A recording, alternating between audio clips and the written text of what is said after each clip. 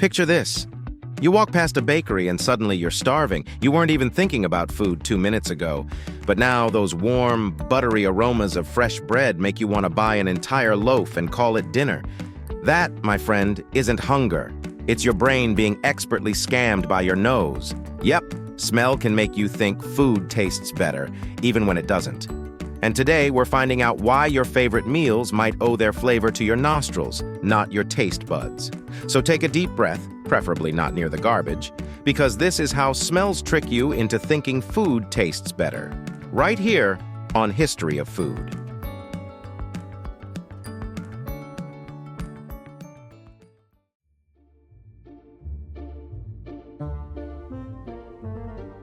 Let's start with something surprising. Your tongue is actually lazy. It can only detect 5 basic tastes: sweet, salty, sour, bitter, and umami. That's it. Everything else you think you're tasting, from coffee's richness to a strawberry's sweetness, is mostly smell. When you chew, tiny scent molecules from the food travel up the back of your throat into your nose. This process, called retronasal olfaction, science's fancy way of saying smelling from the inside, is what gives food its complexity. Without it, everything would taste flat, kind of like eating cardboard with seasoning. Ever noticed how food tastes bland when you have a cold? That's because your nose is out of commission. Your tongue's doing its job, but without the aroma backup, it's like watching a movie with no sound. Technically still there, but the experience just sucks. Here's where it gets wild.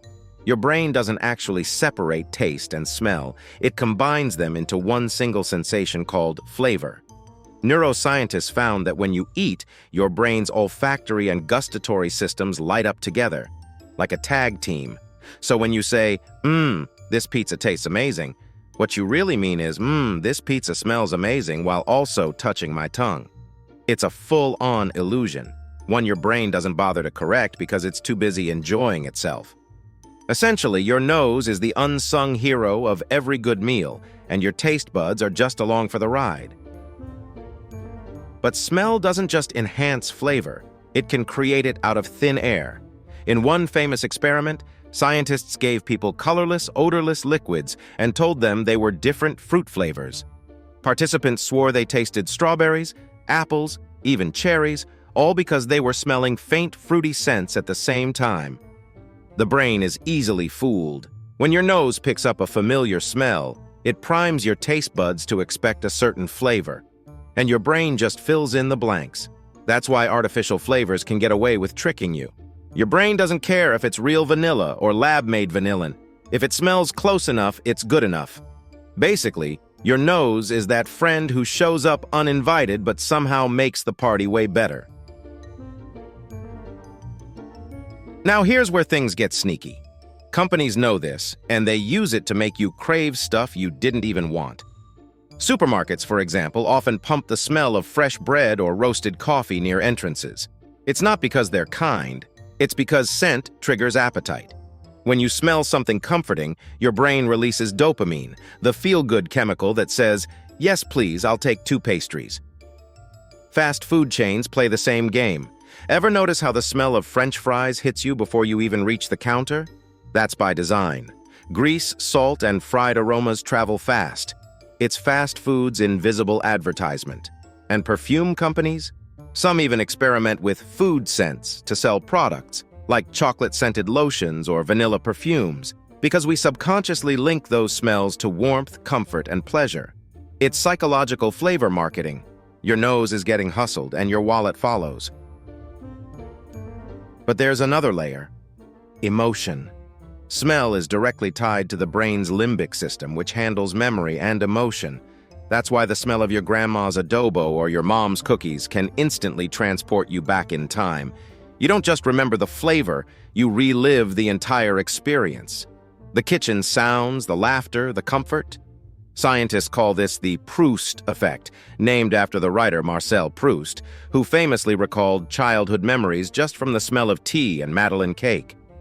That's also why we describe food as nostalgic, because smell is nostalgia. It's why even mediocre food can feel magical if it smells like home.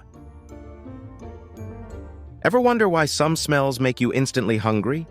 It's not just your imagination. Certain food aromas, like butter, baking bread, and grilled meat, contain compounds that mimic pheromones and trigger hunger signals.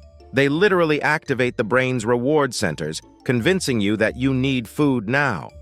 That's also why restaurants use open kitchens or baking displays. It's not just for aesthetics, it's strategic. The smell of sizzling garlic or freshly baked cookies does half the sales pitch for them. Fun fact: there's actually a profession called food aroma chemist, where people design the perfect scent for packaged foods. Yep, someone out there's job is to make chips smell irresistible. Honestly, dream job. Of course, smell isn't always your friend. Ever reheated fish in an office microwave? Yeah, suddenly no one's hungry anymore. Our brains associate certain smells with danger, decay, or contamination. That's why we naturally recoil from rotten eggs, spoiled milk, or sulfur. It's a survival instinct. But here's the twist. Some of the world's most beloved foods smell awful but taste amazing, like durian, blue cheese, and stinky tofu. Smell and taste don't always agree, which means your nose can sometimes ruin a good thing before your tongue even gets a say. To really understand how much smell affects flavor, imagine losing it. People who experience anosmia, the loss of smell, report that food suddenly tastes lifeless. Sweet, salty, sour, bitter, that's all they get. It's not just about flavor either. Smell gives food depth.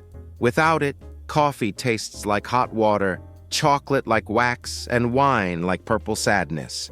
And here's the crazy part. Even when we think we're eating with our tongue, we're still depending on our nose for 80% of flavor perception. Basically, your nose is the main character, and your taste buds are just the backup singers. Here's where it gets funny. Sometimes your brain prefers the smell over the actual food. Studies show that people feel more satisfied just smelling chocolate or bacon than actually eating it. The scent triggers pleasure centers without the calories. So yes, technically, you could smell your way to happiness, though your friends might look at you weirdly sniffing a pizza box like it's fine wine. Smell isn't just part of taste.